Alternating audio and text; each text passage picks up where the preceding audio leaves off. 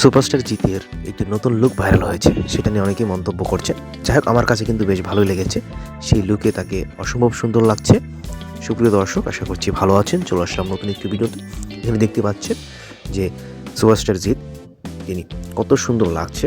একটা সাদা শার্ট পরন রয়েছে, চোখে রয়েছে ব্ল্যাক সানগ্লাস, মাথায় চুল একটু বড়। এই স্টাইলে তাকে দারুণ লাগছে।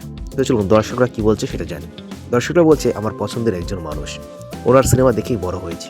অনেকে বলছেন অনেক সুন্দর লাগছে, জাস্ট ওয়াও। অনেকে বলছেন আমার স্বপ্নের হিরো, যদি তাকে একবার হলেও দেখতে পারতাম।